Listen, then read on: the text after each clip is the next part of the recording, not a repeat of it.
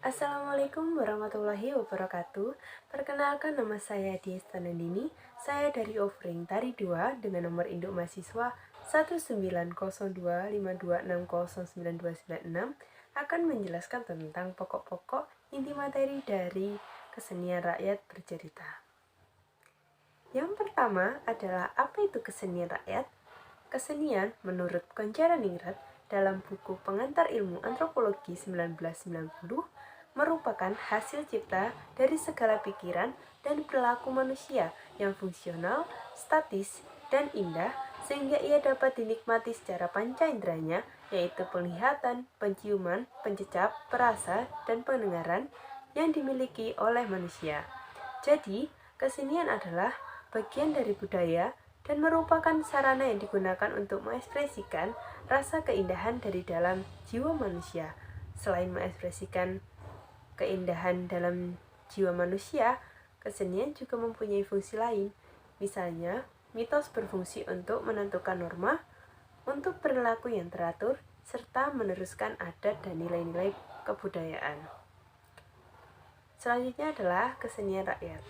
Kesenian rakyat adalah kesenian yang berasal dari masyarakat dan merupakan budaya yang diturunkan secara turun-temurun oleh orang-orang terdahulu yang berguna untuk dilestarikan.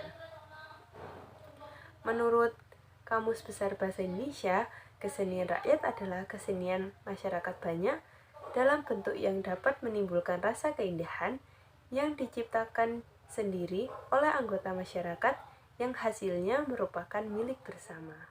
Selanjutnya adalah seni pertunjukan. Menurut Murgianto 1995, seni pertunjukan adalah sebuah tontonan yang memiliki nilai seni di mana tontonan tersebut disajikan sebagai pertunjukan di depan penonton. Sal Murgianto juga mengatakan bahwa kajian pertunjukan adalah sebuah disiplin baru yang mempertemukan ilmu-ilmu seni seperti musikologi, kajian tari, kajian teater di satu titik, dan antropologi di titik lain dalam satu kajian interdisiplin atau etnomusikologi, etnologi tari, dan performance studies. Macam-macam seni pertunjukan rakyat tradisional, yaitu ada 3. Yang pertama adalah tari tradisional, musik tradisional, dan teater tradisional. Tari tradisional merupakan salah satu tarian yang berasal dan terbentuk dari satu masyarakat di daerah tertentu yang bersifat turun-temurun dan sudah menjadi budaya yang dilestarikan oleh masyarakat setempat. Ciri-ciri tari tradisional yaitu dilestarikan secara turun-temurun, menggunakan musik tradisional, berkembang di kalangan masyarakat, dan masih menggunakan pakaian yang sederhana. Jenis-jenis tari tradisional yaitu yang pertama adalah tari klasik, yaitu adalah tarian yang sesuai dengan pakemnya. Contohnya adalah tari bedoyo dan tari serimpi. Yang kedua adalah tari kerakyatan, contohnya adalah plostomo dan erang. Yang ketiga adalah tari kreasi baru, yaitu adalah tari yang terdahulu selanjutnya dikreasikan menjadi kreasi yang lebih baru dan tidak meninggalkan pakem yang sudah ada. Contohnya adalah tari merak. Selanjutnya adalah fungsi tari tradisional, yaitu adalah sebagai sambutan selamat datang dan sebagai sarana ritual. Selanjutnya adalah musik tradisional. Musik tradisional adalah musik yang hidup di masyarakat secara turun-temurun di Indonesia. Dipertahankan sebagai sarana hiburan. Ciri-ciri musik tradisional yaitu dipelajari secara lisan, tidak memiliki notasi, bersifat informal, syair lagu berbahasa daerah, lebih melibatkan alat musik daerah. Lalu fungsi musik tradisional, yaitu ada sarana upacara budaya atau ritual, sarana hiburan, dan sebagai pengiring dari tarian. Selanjutnya adalah teater tradisional. Teater tradisional adalah bentuk pertunjukan yang pesertanya dari daerah setempat karena terkondisi dengan adat istiadat, sosial masyarakat, dan struktur geografis masing-masing daerah.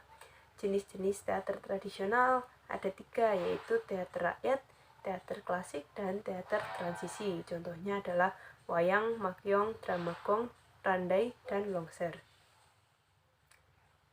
Ciri kesenian rakyat tradisional yaitu ada 4. Yang pertama adalah gagasan kolektif masyarakatnya. Yang kedua adalah tema gagasan atau tujuannya mengandung ciri-ciri khusus yang dimiliki oleh kelompok masyarakatnya. Yang ketiga adalah gagasan kolektif dinilai sangat memiliki nilai yang tinggi oleh warga masyarakatnya dan menjadi kebanggaan bersama. Yang keempat adalah adanya pengakuan dari orang lain atau kelompok masyarakat lain dalam rangka interaksi sosial. Selanjutnya adalah kesenian rakyat bercerita. Cerita rakyat adalah sebuah cerita yang berkembang di setiap daerah dan menceritakan asal-usul atau legenda yang terjadi di suatu daerah. Cerita yang berasal dari masyarakat dan berkembang di dalam masyarakat. Ciri-ciri cerita rakyat yaitu adalah cerita rakyat disampaikan secara lisan, disampaikan secara turun-temurun, tidak diketahui siapa pertama kali pembuatnya, kaya nilai-nilai leluhur, bersifat tradisional, memiliki banyak versi dan variasi. Yang terakhir adalah mempunyai bentuk-bentuk klise dalam susunan atau cara pengungkapannya. Fungsi cerita rakyat yaitu adalah sebagai sarana hiburan, sebagai sarana pendidikan, dan sebagai pengokoh nilai-nilai sosial budaya yang berlaku di dalam masyarakat.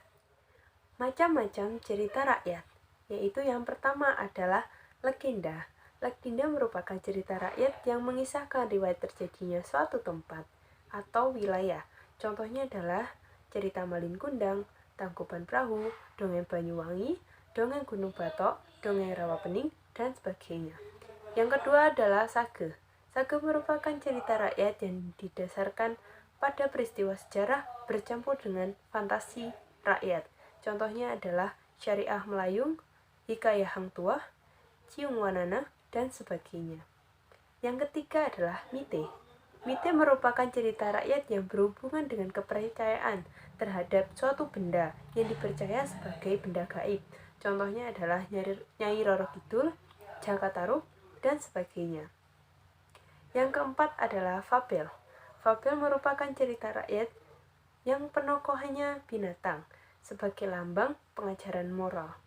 Contohnya adalah cerita Si Kancil yang cerdik, Si Kancil dan Buaya, Hikayah Kalila, dan sebagainya. Yang kelima adalah paralel. Paralel merupakan cerita rakyat yang tokohnya adalah manusia dan hewan. Contohnya adalah Anjing yang Loba, Semut dan Belalang, Hikayah Mahabharata, Hikayah Ramayana, dan sebagainya. Yang keenam adalah jenaka. Jenaka merupakan cerita rakyat tentang perilaku orang bodoh, orang malas, atau cerdik. Masing-masing dilukiskan secara humor. Contohnya adalah Lebay Malang, Pak Kodok, Pak Pander, Pak Belalang, dan sebagainya.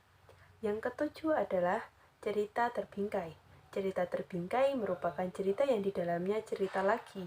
Contohnya adalah 1001 Malam. Yang kedelapan adalah parabel. Parabel merupakan cerita yang menggambarkan cerita moral dengan para tokoh benda mati. Contohnya adalah Kisah Sepasang Slop. Selanjutnya adalah lingkup kesenian rakyat bercerita, yaitu ada 2. Satu adalah sastra lisan dan yang kedua adalah sastra tulisan.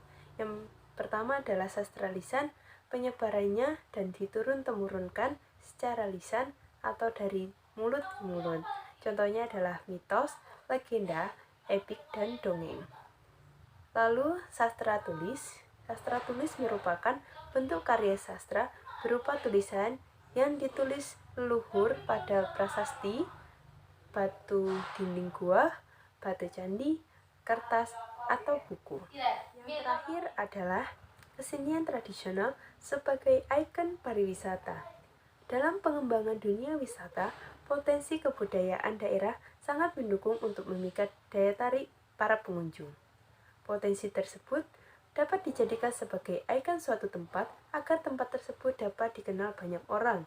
Selain itu, kesenian rakyat bercerita juga dapat dijadikan sebagai sarana hiburan dalam dunia pariwisata untuk menghibur para pengunjung. Diharapkan dengan adanya kerjasama yang terjalin antara pihak pariwisata dan kebudayaan, kesenian rakyat dapat terus berkembang seiring dengan berkembangnya zaman. Mungkin sekian dulu yang dapat saya sampaikan. Video kali ini adalah upas dari mata kuliah Kesenian Rakyat Bercerita yang diampu oleh Ibu Dr. Randa Worosuprihatin, Dia Pratamawati, MPD. Demikian yang dapat saya sampaikan. Apabila ada salah maupun perbuatan, saya mohon maaf yang sebesar-besarnya. Wassalamualaikum warahmatullahi wabarakatuh.